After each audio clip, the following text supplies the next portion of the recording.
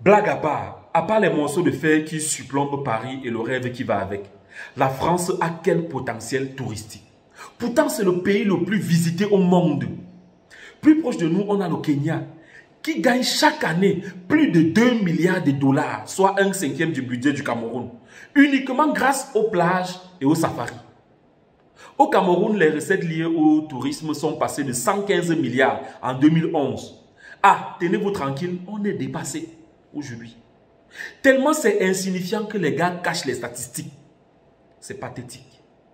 Vous savez, un des problèmes majeurs de notre pays, c'est qu'on a toujours pris les plombiers pour résoudre les problèmes de chirurgie endoscopique.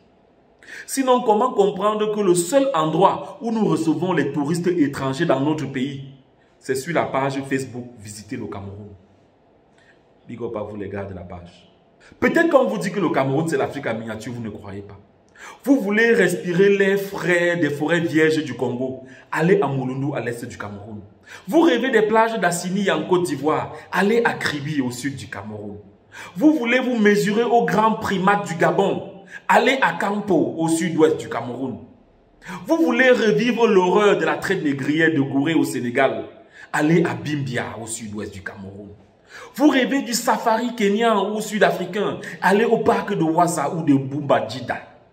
Vous rêvez même des paysages lunaires ou des grottes mystiques, allez à Rumsiki ou à Gorge de Kola.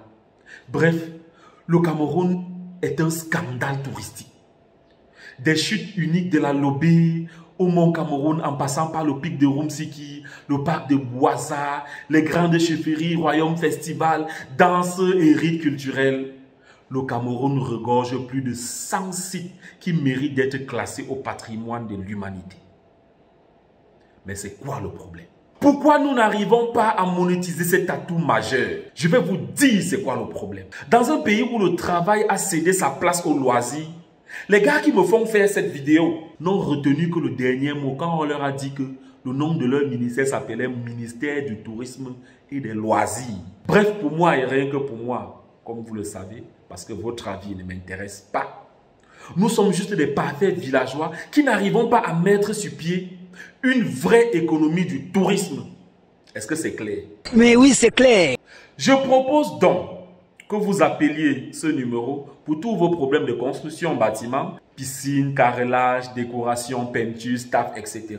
Ce sont les meilleurs au Cameroun et ils ont des très bons plans à vous proposer à des prix très bas. Ça, c'était la pub. Alors, je propose donc, pour donner un souffle nouveau au tourisme au Cameroun, la création d'une institution très puissante qui pourra s'appeler Conseil supérieur du tourisme.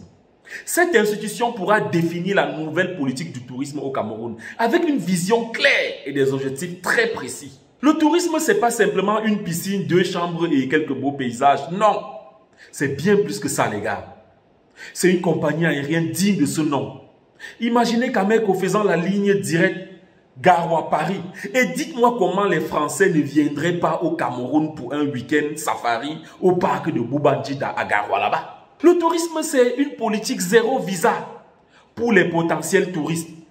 Le visa en ligne, c'est déjà bien, mais pensons à supprimer ce visa pour attirer plus de tourisme dans notre pays.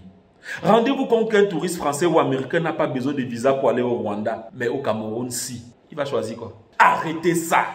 Le principe de réciprocité avec les visas, c'est bien, mais soyons humbles. On a plus besoin d'eux que de nous. Je ne sais pas si ça se dit. Bref, le tourisme, c'est un accueil aux frontières digne de ce nom. Digne d'un pays vendeur qui a compris que le touriste client est roi. Alors, du policier au guide touristique, en passant par les taximans, les hôteliers, les citoyens lambda et même les wakas. Tout le monde doit s'approprier la vision du Conseil supérieur du tourisme et agir pour faire vivre à chaque touriste qui arrive chez nous une expérience inoubliable. Voici le parcours actuel d'un touriste qui arrive au Cameroun. Je veux dire son chemin de croix.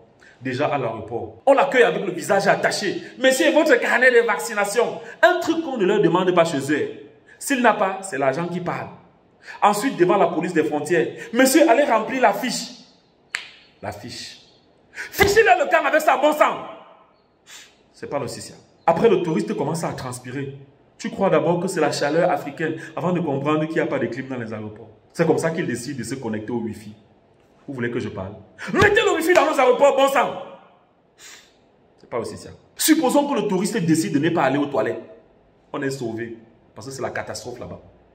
Le voici à l'extérieur de l'aéroport. Il y a d'abord 3 gars qu'il ne connaît pas, qui viennent l'accueillir. C'est les seuls qui ont souri depuis qu'il est arrivé. On les appelle, oh le tété, bonne arrivée, il n'y a rien. Vous les connaissez. Bref, le voici dans le taxi, Seigneur. Les taxis de l'aéroport de Douala.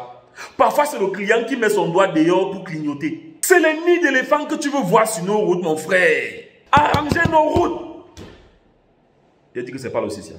C'est la première impression qu'un touriste a de nous, les gars. Et vous savez très bien qu'on n'a jamais une seconde chance de faire une première bonne impression. Bref, le touriste serre le cœur et arrive à l'hôtel. Il veut se laver. L'eau, il y a, on a coupé. Il veut charger son téléphone. On lui parle de Monsieur Néo. Le gars est dépassé et pense que sa seule consolation, c'est une waka. C'est comme ça que son porte-monnaie disparaît. Le gars serre le cœur et décide même d'aller faire un safari au parc de Boubanjida ou de Waza. On lui dit qu'il n'y a pas de route. Il n'y a pas d'hôtel sur place. Les chutes de Kumkam, pareil. Pas de route, pas d'hôtel sur place. Ok, quels sont donc les endroits qu'on peut visiter au Cameroun? Vous allez entendre les gens dire Essos, Aqua, Minifem. Bref les gars, sachez que le tourisme c'est aussi beaucoup de lobbyisme et surtout la publicité. Qui vous a dit que les pays ne font pas de publicité?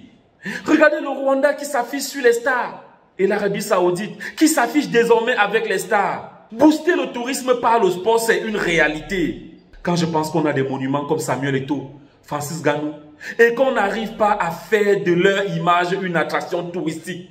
En tout cas, bravo chers Ivoiriens, vous avez compris le truc. Le tourisme, c'est enfin les infrastructures. Construisez et ils viendront, telle est la devise des villes comme Dubaï, Cancun et même Abidjan plus proche.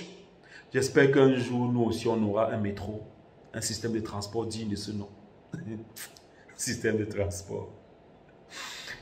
En tout cas, on en parlera dans la prochaine vidéo. Qu'est-ce qui sent bon comme ça là? Ah, c'est moi. Ciao.